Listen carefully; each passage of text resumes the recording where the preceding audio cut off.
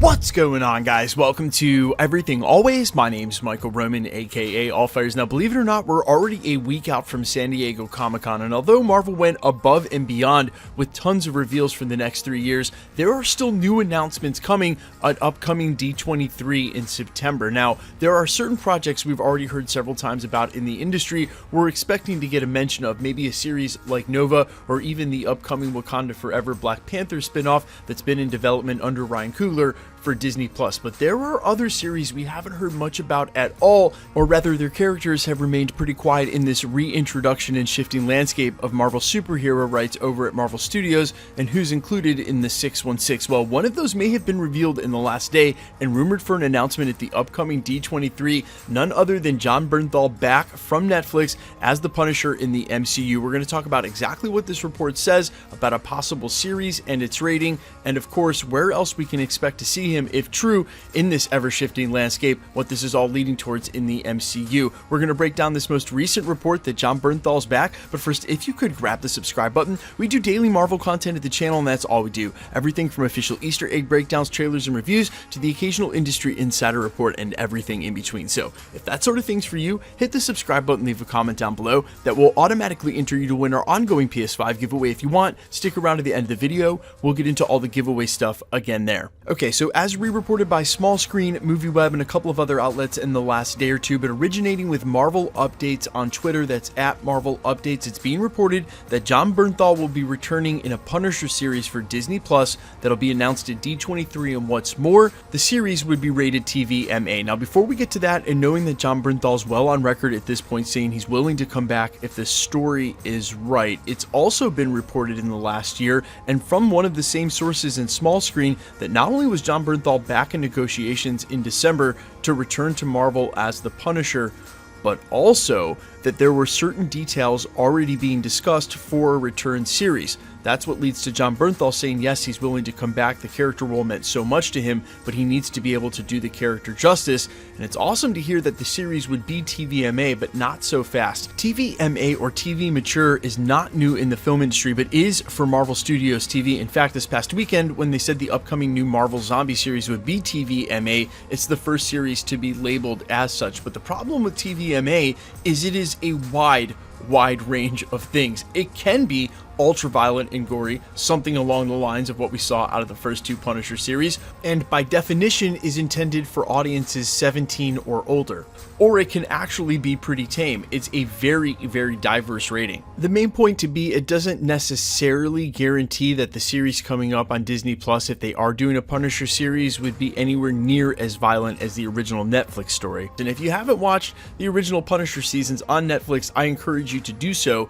But I have a hard time believing that Disney is going to be able to keep the integrity of that character the way that we want to see him, and do that in Disney Plus in any sort of way that's going to honor, well, the original Frank Castle that we saw back on Netflix. And look, I'm not saying that the character can't be done with less violence than that show. It can be. But I'm also saying that this is the Punisher, and part of what makes the Punisher is how violent he is. Now, there's a ton of room for him to cross over in the future of the MCU, and this is important because it's been highly rumored for a while now that there's a Midnight Suns team up coming down the road. And one of the ways that you can avoid a heavy R rating because of the blood is, instead of them killing other people, you have them killing monsters. Punisher's bullets, if they're silver bullets, can work just as well against monsters, or if they're magically imbued, that's seriously where we're going in the MCU right now. You can have his character come back and as violent as you want, as long as those bullets are pouring again into monsters or zombies or supernatural beings and not other humans, you can really avoid a lot of the rated R rating. And I suppose that this is exactly where this character will go. Not to mention, it would be a different take than we've seen on the Punisher before, which seems to be the normal MO now, and right from Kevin Feige's mouth, about taking characters, or in the most recent report, teams like the Fantastic Four, and doing what hasn't been done on screen. Now, real quick, for devil's advocacy's sake, because I already know there's some of you flipping out in the comments saying I'm advocating for a Ghostbusters Punisher only in the MCU. I'm certainly not. There is one other character right around the corner who's bullet heavy, ultra violent, and is going to deserve a TVMA or rated R rating of his own in Deadpool. And while I do think there are some natural crossover points there, no one can deny that the R or TVMA rating that gets attributed to Deadpool, especially Ryan Reynolds' version of the character and the way he's been written in the first two movies, has nothing to do with, reads nothing like, and cannot be compared to what those first two series seasons were like on Netflix for Jon Bernthal's Frank Castle. Again, if you haven't seen them, go watch them, but it is an ultra heavy, ultra dark, ultra violent series with almost zero comic relief at any point. It is super, super heavy, way along the lines of something like a Breaking Bad, nowhere near what Deadpool and his comic relief brings to the table. And obviously, I did just mention the Midnight Suns. You'd have a character like Mark Spector who would be ultra silly in that as well.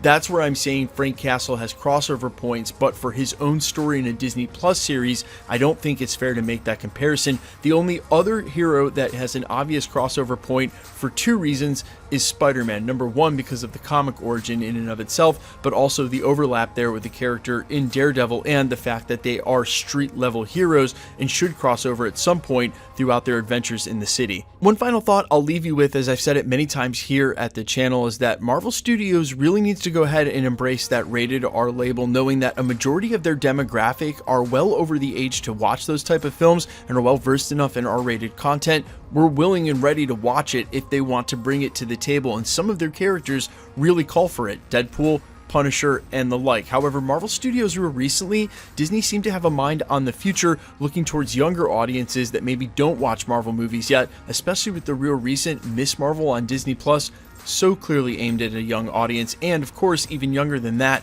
with I Am Groot, and they're going to continue to do so.